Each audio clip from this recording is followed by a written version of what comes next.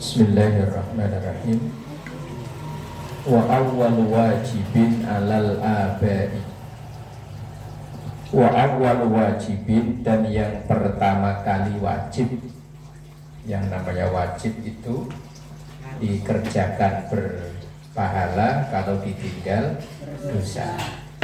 Alal aba, kepada para orang tua. Kita ini orang tua ya. Wajibnya bagi kita itu apa? Ta'limuhu, mengajarkannya. Mengajarkan orang tua itu kepada anak, anna nabiyana sallallahu alaihi wasallam, bahwa nabi kita Muhammad sallallahu alaihi wasallam bu'isa, diutus bimak kata, di Makkah. Bu'isa itu diutus atau dilahirkan sama saja. Bimak kata di Makkah, wadufina, dan dimakamkan bil Madinati, di Madinah. Artinya wajib bagi setiap kita orang tua mengajarkan kepada anak-anak kita untuk mengenal Nabi Muhammad Sallallahu Alaihi Wasallam. Kalau nggak bisa ya dititipkan ke TK, ke TPA, ke sekolah. Namanya titip yo, wong nitip motor di Alfamart yang prit bentar aja 2.000. Masuk prit ke anak sampai berbulan-bulan kok yo gratis ya. Ya walaupun mungkin penyelenggara pendidikan tidak pungut bayaran. Apalagi kalau sekolah negeri nggak bayar ya? Apa tetap bayar? Anak saya sekolahnya di swasta semua ya. Iya, walaupun yang sekolah negeri seandainya nggak bayar, wong anak kita udah diajarin macem-macem ya. Kita nggak usah repot-repot ngajarin. Paling tidak yo apa kayak pengertian kita orang tua kepada guru anak-anak kita. Jangan sampai anak kita itu kayak jelangkung. Ngerti jelangkung? Mulai dewe makan dewe. Datang tadi undang, pulang tadi antar. Jadi jangan sampai kayak jelangkung. Paling enggak ketika anak baru masuk sekolah, orang tua datang bilang ke gurunya, Pak, Ibu, saya nitip anak. Jangan sampai anak datang sendiri, pulang sendiri kayak jelangkung. Wong nanti kalau ada apa-apa ya yang disebut orang tuanya. Anaknya siapa sih? Gitu ya. Cuman kadang kalau ada anak ini selain orang tuanya kan ya gurunya juga. Sekolahnya di mana? Oh, guru. Ya, giliran ada apa-apa guru gak pernah ikut kebagian apa-apa. Giliran ada masalah guru kena. Makanya saya sering berulang kali bilang kepada wali murid, wali santri, kalau ada seorang wali santri, wali murid kok sampai melaporkan guru ke polisi, catat sampai kapanpun itu ilmunya anak nggak bakalan berkah. Pinter mungkin dia, tapi berkah kasusnya udah banyak. Kita sayang kepada anak itu pasti ya, pasti semua orang tua sayang pada anak, tapi jangan sampai memanjakan. Setiap apa yang dikeluhkan anak, ya udah sini aja, mak aja yang ngerjain. Sampai tua nanti anak ya mak, sampai tua juga nggak bisa mandi. Ya sampai mungkin anak kita di apa sama gurunya di sekolah itu ya mungkin anak kita agak berbeda kan ya. Anak kita kalau nurut ya nggak mungkin guru tiba-tiba ngeplak ya, nggak mungkin. Lah wajibnya orang tua itu yang pertama adalah memberi pendidikan kepada anak-anak kita. Kalau nggak mampu ya tadi, rata-rata kita itu nggak mampu didik anak sendiri. Saya ngajarin anak orang bisa, tapi ngajarin anak sendiri belum tentu bisa. Makanya ya anak saya titipin ke orang. Ngajarin anak orang lain bisa sabar, ngajarin anak sendiri nggak sabar. Nggak rasain atau waktu zaman COVID. Ya kan? Yang punya anak sekolah apa nggak pusing ya, Mbak? Darah tinggi pada kumat. Ini lagi darah tinggi, ini ulangan. Ini lagi ulangan darah tinggi. Ngajarin anak orang bisa sabar, ngajarin anak sendiri itu pengennya digini. sudah berlalu, alhamdulillah. Udah lewat Haji. Ibarat itu prosesnya udah lewat Haji. Ibarat orang jalan langkahnya udah lewat. Kayak saya yang lain ini masih ngegendong masalah itu. Titik.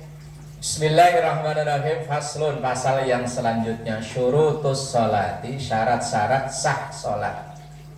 Kalau kemarin itu kan syarat wajib sholat. Yang wajib sholat kemarin itu kan Islam, mukallaf, suci. Kemarin itu. Nah sekarang itu syarat sahnya sholat. Kalau nggak memenuhi syarat maka sholatnya tidak sah. Kalau kemarin kalau tidak memenuhi syarat sholat itu tidak wajib. Seperti kalau kemarin itu yang halaman 3, bahwa kalau tidak Islam ya nggak wajib, kalau nggak mukallaf ya nggak wajib, kalau dia nggak suci alias dalam keadaan menstruasi atau nifas ya tidak wajib. Maka sholat 5 waktu hukumnya belum tentu wajib. Ntar kalau ada pertanyaan sholat 5 waktu hukumnya apa? Belum tentu wajib. Orang Kristen juga wajib, anak kecil juga wajib, orang dalam keadaan haid, menstruasi, nifas ya tidak wajib. Nah itu kemarin orang gila ya nggak wajib. Nah sekarang yang dibahas adalah syarat sahnya sholat. Syarat itu kalau terpenuhi sholat itu baru sah, tapi kalau tidak terpenuhi maka sholatnya tidak sah. Kalau tidak sah berarti sama saja dengan tidak sholat. Syarat sahnya sholat khamsatun, ada 5. 5 ini kalau terpenuhi sholatnya sah. Syarat awal, ibarat analoginya begini. Syarat masuk ke SMP itu kan harus lulus SD. Kalau dia lulus SD maka syarat satu syarat sudah terpenuhi. Apakah langsung kalau dia lulus SD otomatis diterima di SMP? Ini kan ya belum tentu kan? Ya belum tentu. Harus mungkin syarat-syarat yang lain dipenuhi. Nggak hanya lulus SD. Ahaduha, yang pertama, toharotun, suci, an hadasin, dari hadas, baik hadas kecil maupun hadas besar. Apalagi ini wajana batin dan junub. Kenapa itu dibedakan? Junub itu perwakilan dari hadas besar, tapi yang khusus yang wanita ketika datang bulan itu namanya junub. Falula, yang pertama, salah satu dari cara toharoh atau cara bersuci itu adalah al-wudu'u, wudu. Orang toharoh, orang bersuci dalam Islam itu kan ada 4, yaitu wudu, mandi, tayamum, kemudian menghilangkan najis. Toharoh atau bersuci dalam Islam supaya sholatnya itu sah. Kalau memang dia hadas kecil, syaratnya cara menghilangkannya wudu. Kalau dia hadas besar atau junub, cara menghilangkannya mandi.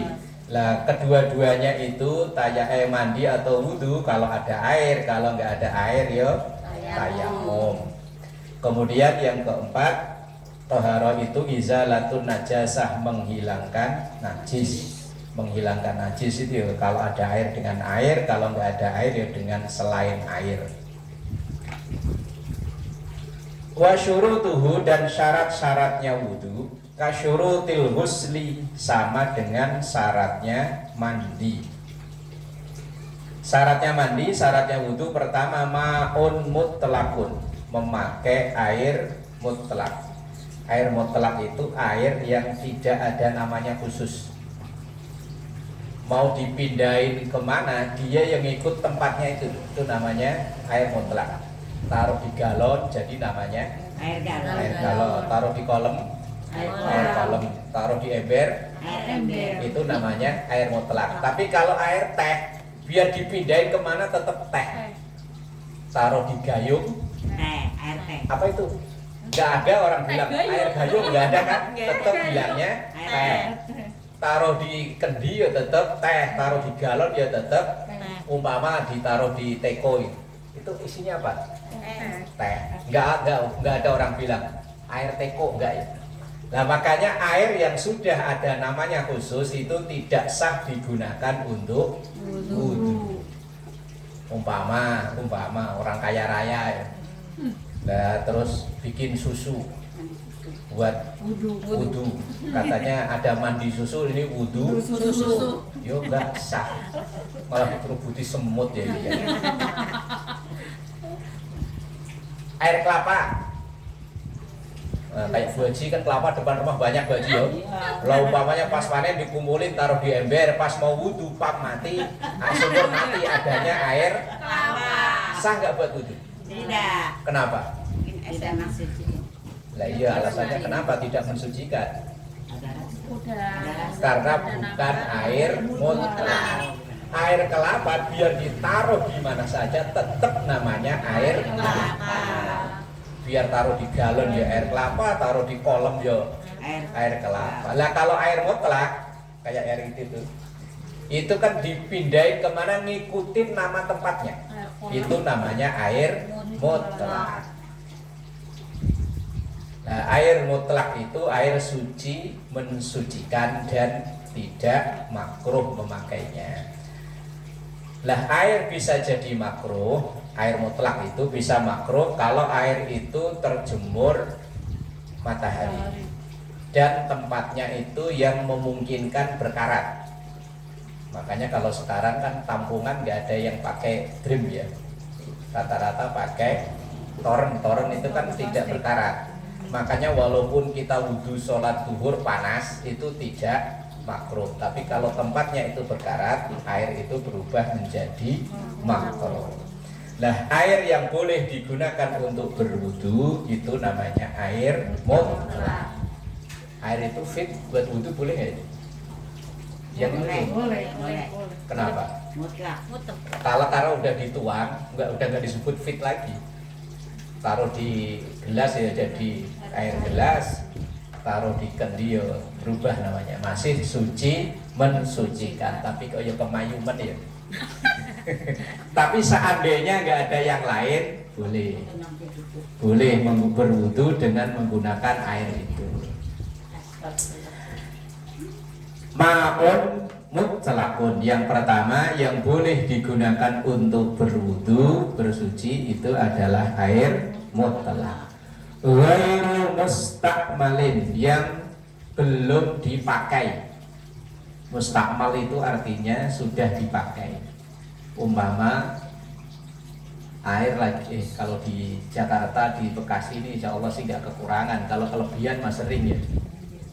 Umpama kekurangan air, kemudian pas wudhu ditadain lagi, dikumpulin, kemudian dipakai lagi, itu namanya mustakmal. Mustakmal itu air bekas dipakai.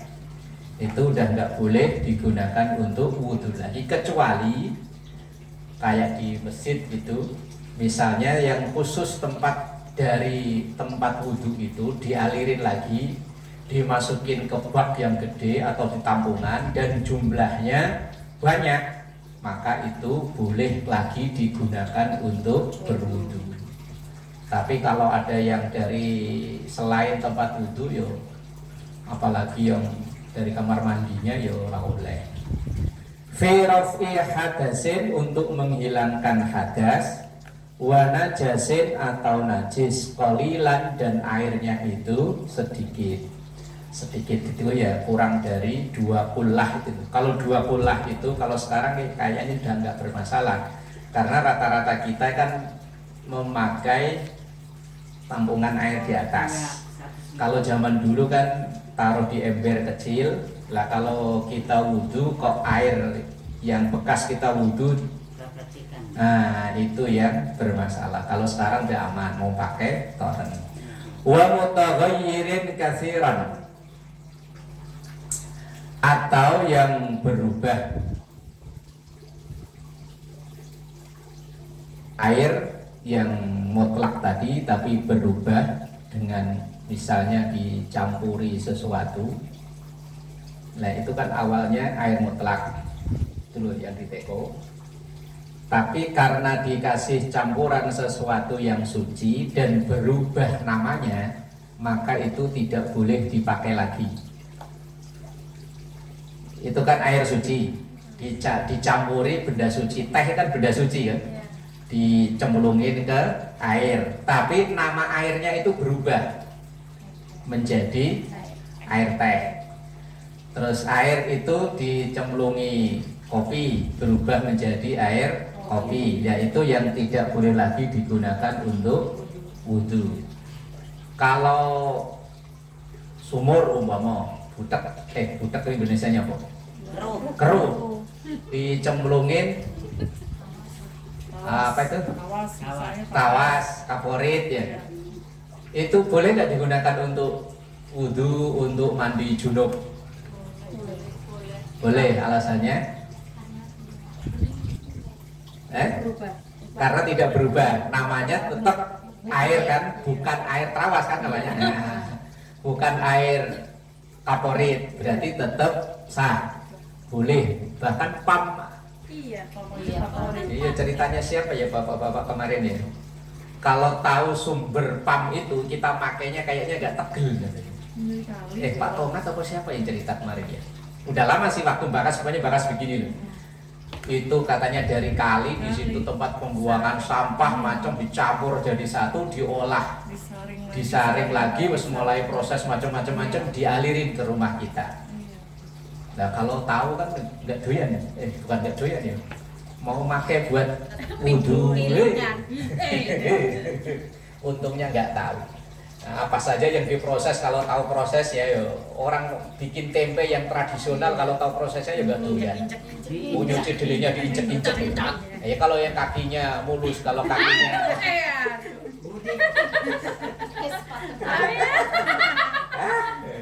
yo makanya untung nggak tahu. Saya dulu itu pernah nggak doyan kol sama kangkung. Karena ada tetangga cerita dia kerja sedot WC. Lah saya tanya nih Mas, lah itu buangnya kemana? Buat nyiramin kol sama kangkung ya. Dulu sempet gak doyan tapi lama udah doyan lagi. Wong lupa ceritanya udah. Nah, wa mutaghayyirin katsiran. Bi khalitin tahirin, dengan dicampuri benda suci gunya anhu yang tidak merubah air tersebut.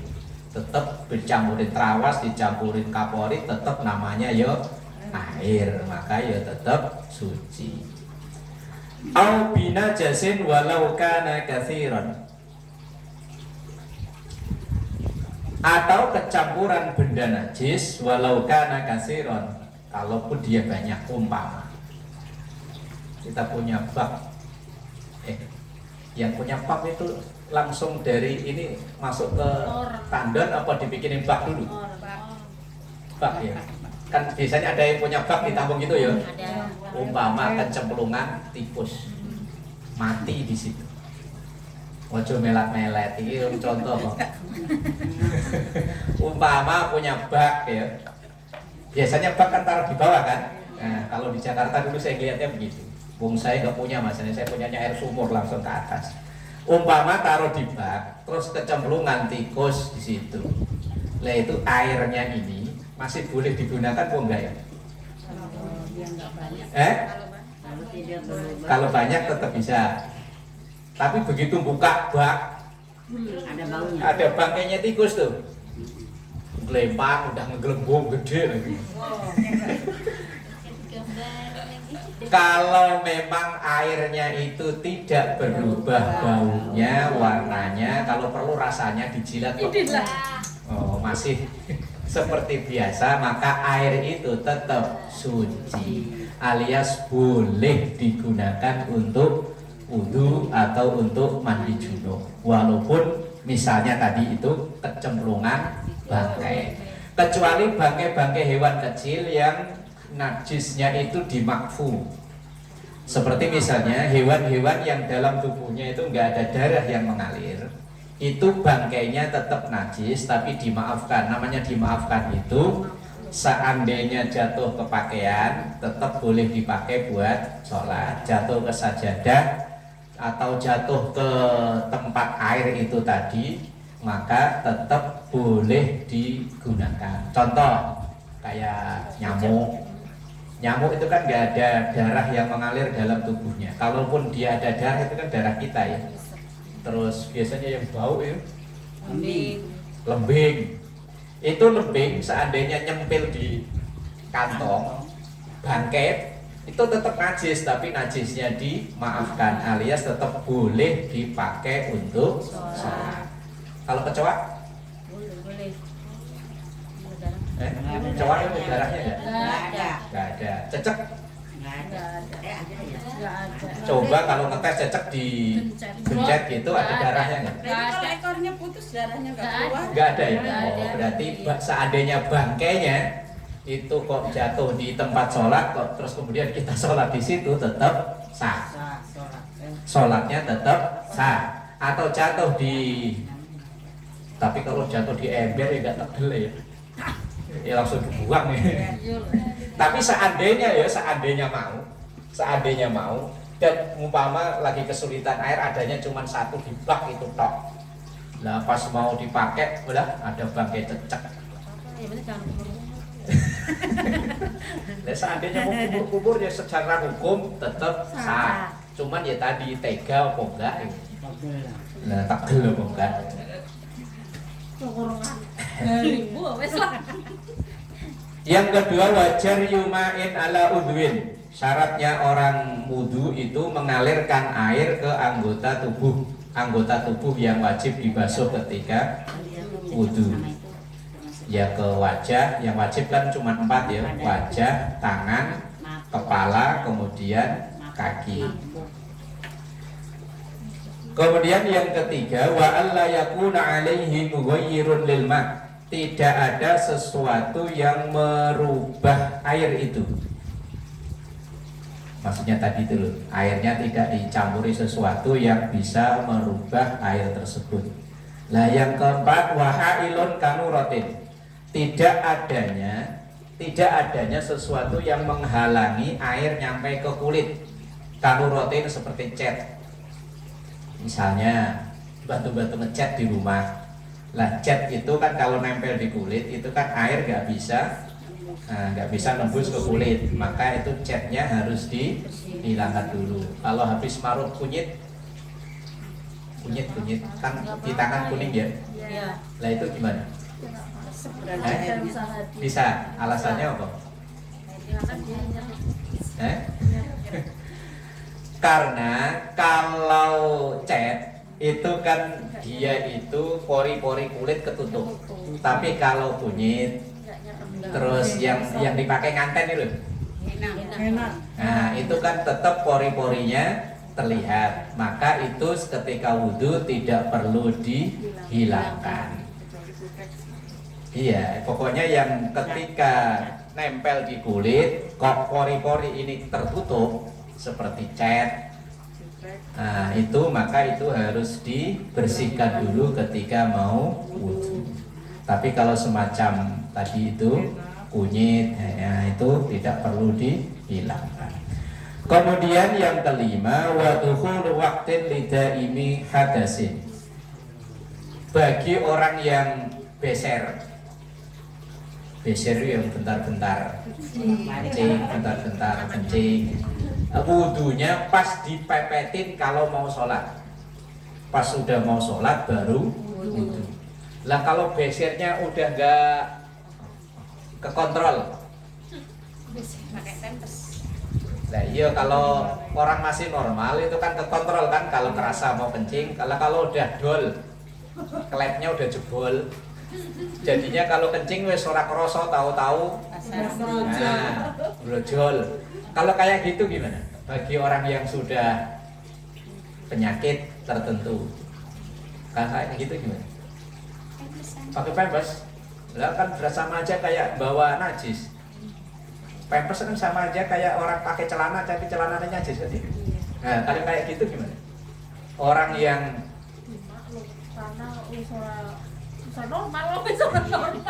nah makanya ada kaidah ad-darurat tubihul mahdzurat. Sesuatu yang darurat membolehkan yang asalnya tidak boleh. Asalnya orang sholat itu harus dalam keadaan suci.